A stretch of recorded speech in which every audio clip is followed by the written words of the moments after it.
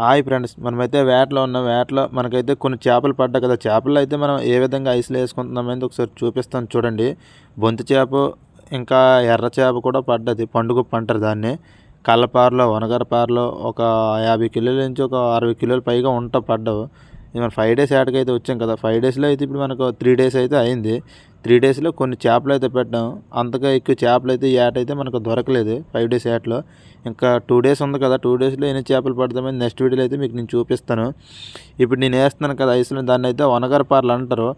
ఇంక ఈ చేపలే కాకుండా మన కింగ్ పీసులు కూడా పడ్డావు. కింగ్ పీసులు అయితే ఒక 5 పీసులు అయితే పడ్డా. 5 పీసులు అయితే ఒక 30 కిలోల నుంచి 35 కిలోలు పైగా రావచ్చు నేనైతే అనుకుంటున్నాను. అవి కూడా నెక్స్ట్ వీడియో అయితే నేను చూపిస్తాను మీకు. ఇప్పుడు మనం ఐస్ రూమ్లో వేస్తున్నాం కదా, దాన్ని అయితే తలాపార అంటారు వేసిన చేపను. ఇప్పుడు నేను తీసాను కదా, ఒకసారి చూడండి. తలాపారలు అయితే నేను చూపిస్తాను మీకు ఏ విధంగా ఉంటుందండి. ఇంకా వనగర చేపలు కూడా ఉన్నాయి, అవి కూడా వేసేస్తాం. వేసిన తర్వాత ఐస్ అయితే ఏ విధంగా వేస్తాం వీడియోలో అయితే నీకు చూపిస్తాను. లాస్ట్ దాకా చూడండి, వీడియో అయితే చాలా బాగుంటుంది. ఎందుకంటే మీరు కూడా చేపలు ఏ విధంగా తెస్తారన్న 5 డేస్ ఉంటే అనేసి అనుకుంటున్నారు చాలామంది కూడా. నన్ను అడిగారు, తెలియదు కదా చేపలు వేసుకున్న తర్వాత ఏ విధంగా ఐస్ వేస్తామంది. ఒకసారి చూపిస్తాను, వీడియో చూడండి. ఇప్పుడు నేను ఐస్ అయితే తీసుకున్నాను. ఐస్ అయితే కొట్టిన తర్వాత అయితే ఐస్ అయితే చేపల మీద అయితే ఐస్ అయితే వేస్తున్నాను కదా. ఇప్పుడు మార్నింగ్ 5 గంటలకు వేసామనుకో, మళ్ళీ సాయంత్రం 5 గంటల దాకా కూడా ఐస్ ఉంటుంది.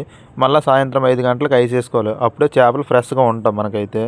ఈ వీడియో నచ్చినట్టుకుంటే లైక్ చేసి సబ్స్క్రైబ్. మరికొన్ని వీడియోలతో మళ్ళీ కలుద్దాం.